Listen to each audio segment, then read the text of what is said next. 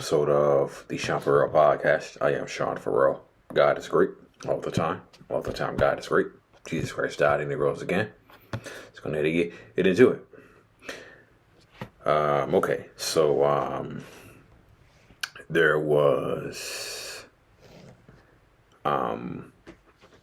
this story happened in Miami Dade, South Florida.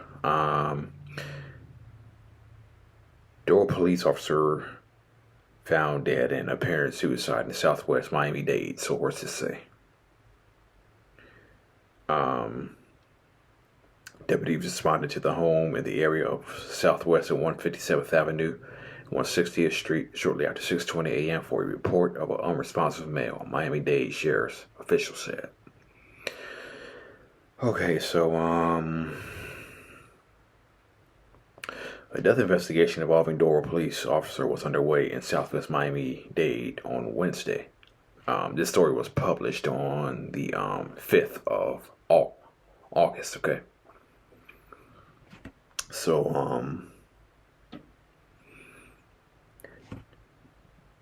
I already read that part. Okay.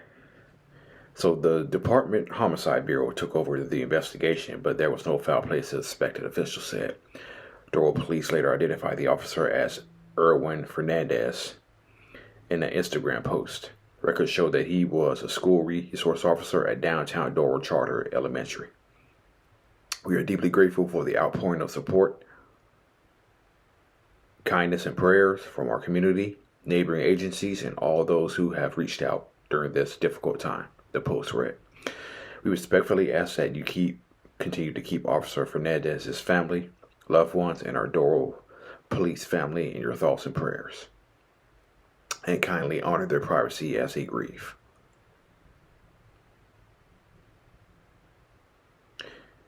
Doral Mayor Christine Fraga also released a statement on his death. Today we say goodbye to not only an exceptional public servant, but to a man who wore his badge with integrity, humility, and an unwavering sense of duty, her statement read. His kindness, his dedication to serving others, his steadfast commitment to the safety of the community will forever remain in our hearts. Sources who worked with the officer told NBC6 he died by suicide. As mayor of the city of Doral and on behalf of our city council, our employees, and the entire community that had the privilege of knowing him, I extend our heartfelt condolences to his family and his brothers and sisters in the Doral Police Department. The mayor's statement said, "While we know that no words can ease the pain of a loss like this, we pray that God grants them the comfort, strength, and peace in the days ahead." A large procession, including an ambulance and dozens of police motorcycles and vehicles, was seen traveling on the Florida's Turnpike to the Dolphin Expressway before arriving at the Miami-Dade Medical Examiner's office. No other details were immediately known. Okay. So,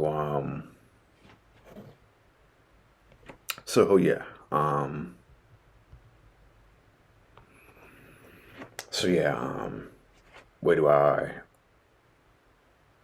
suicide affects everyone, okay? Suicide affects everyone. And, it's probably more prominent in law enforcement today than it has ever been, okay? Especially with the way we demonize cops all across this country, okay?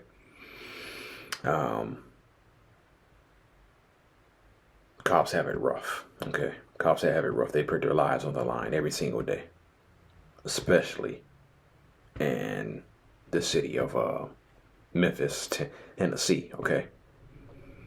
Where I see cop cars and ambulances rolling up and down on the street, all hours of the night, working as a crisis counselor on the suicide prevention lifeline. Okay, I see emergency vehicles, ambulances, police cars rolling up and down that street all night long. Okay, and I think the way we demonize cops, the way cops are treated, talked about. I've talked to who a few. Okay, I've talked to who a few, and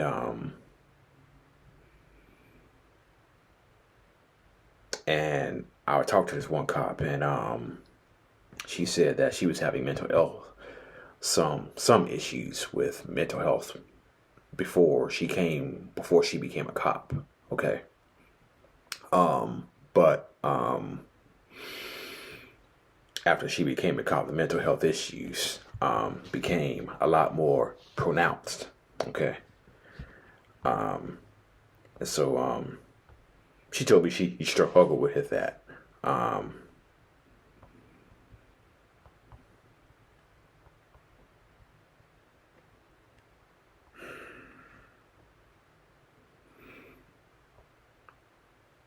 um, the intersection of law enforcement and mental health involves two critical areas: the impact of chronic trauma on police officers and how police respond to community members experiencing behavioral crisis. Both sides face systemic challenges, including focus on de-escalation training and internal wellness programs. Um,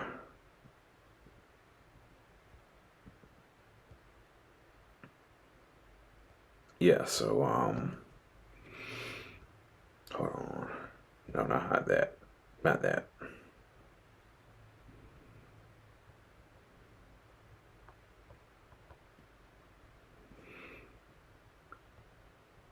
Okay. So police officer suicide is a critical crisis, with more law enforcement personnel dying by suicide each year than in the line of duty. Studies show officers face a significantly higher risk compared to the general public, driven by intense occupational trauma, reluctance to seek help, and personal stress. I've talked to people. Cops have called the suicide prevention lifeline before. Yes, they have. Yes, they have. Cops have called the suicide prevention lifeline before, and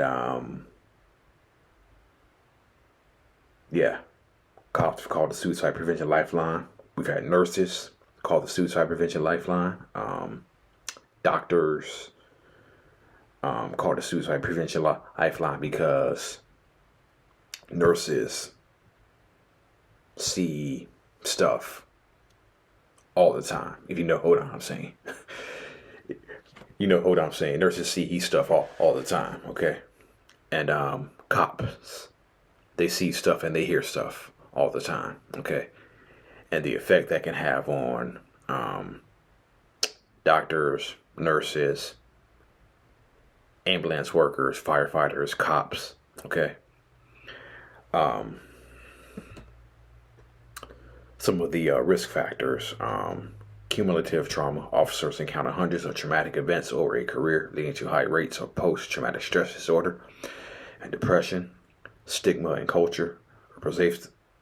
A pervasive fear of appearing weak or facing professional repercussions, such as losing one's badge or being placed on desk duty, deters officers from seeking mental health treatment.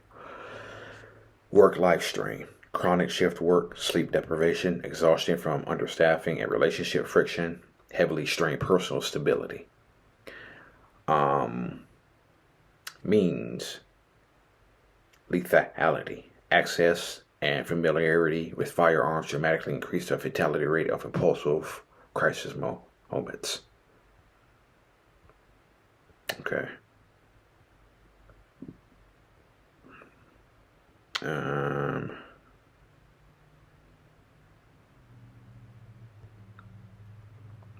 Yeah, so let me see.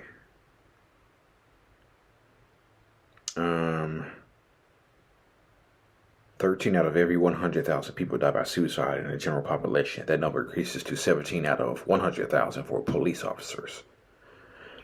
During the 2018 calendar year, 167 law enforcement officers tragically took their own lives. Okay.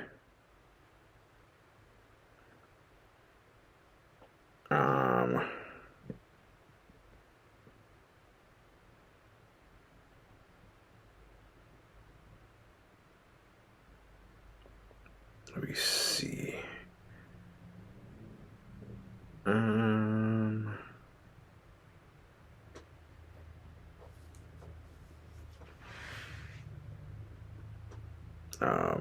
Chicago Chicago police go through a lot, especially with a idiot mayor they got up there.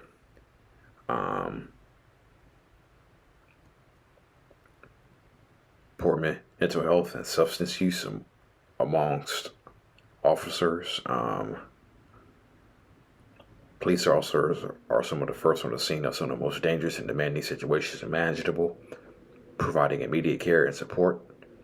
Although these heroic duties are essential to society, they can be very strenuous and emotionally draining to those in the profession. Police officers face a great deal of trauma on a day-to-day basis. This constant exposure to devastation, life-threatening situations, and physical strain of working long hours can lead officers to feeling hopeless and anxious.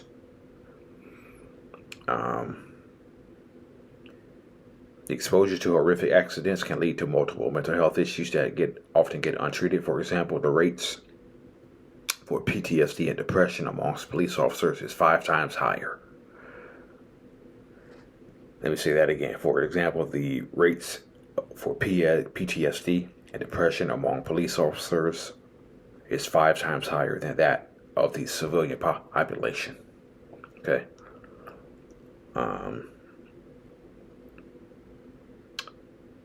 Saw this quote from John Violante, 23-year police veteran and professor at the University of Buffalo. They see abused kids. They see dead bodies.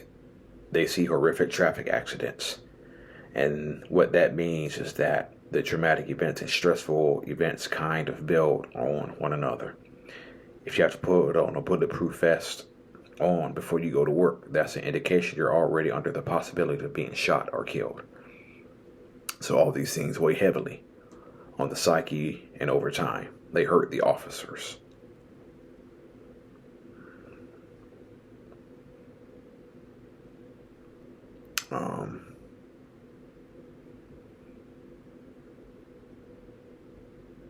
Let me see.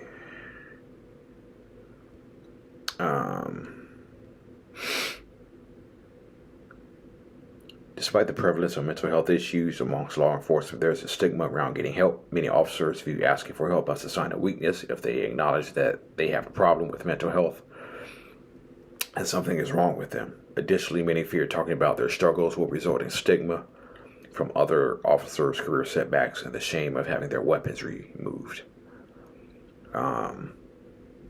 This fear is what causes many officers to turn to substance abuse and attempt to self-medicate their feelings and forget the horrible things they see on duty, which is having a deadly result.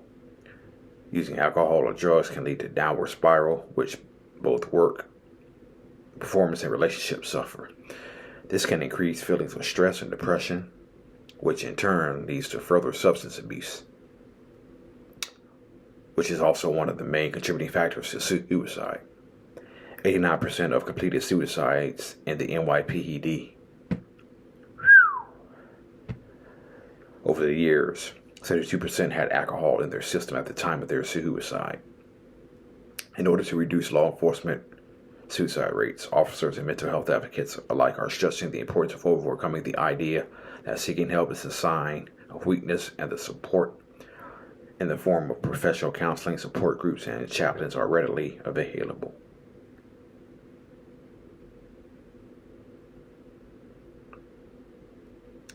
Out of the 18,000 law enforcement agencies across the U.S., approximately 5% currently have suicide prevention training programs. Researchers are hoping to spark awareness and increase police officer accessibility to confidential mental health resources. Okay, so to law enforcement out there. Okay. Hey, you're not weak for seeking help. Okay. Don't believe that crap about seeking help is a sign of weakness. Okay. We all need help sometimes. Okay. We all need help sometimes, and to all my law enforcement, police officers, sheriffs, state troopers out there, hey, don't be afraid to ask for help. Okay. Don't be afraid to ask for help. Again, cops have called the suicide prevention lifeline before. Okay. First responders, as brave as they are, they have called the suicide prevention lifeline. I've talked to a few. Okay. And so hey, tell my law enforcement brothers and sisters out there, hey, don't be afraid to ask for help. Okay. Don't be afraid to ask for help. It's the best thing you can do. Okay. It's one of the best things you can do. All right. Don't be afraid to speak up about what you're going through. Because speaking about what you're going through, from what people tell me all the time, they just wanted to release the weight of what they were holding off their chest. And once they got it off, it just felt like a weight had been lifted off of their hair or shoulders or in their chest. It's like extra weight they were carrying. Okay. They removed this extra weight. Now there's just a breath of fresh air. Okay. And so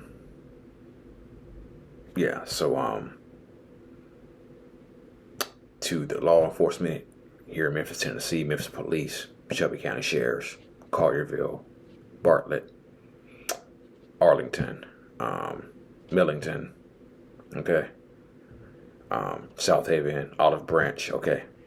Hey, don't be afraid to seek help, okay? Reach out to someone. Reach out to 988, okay?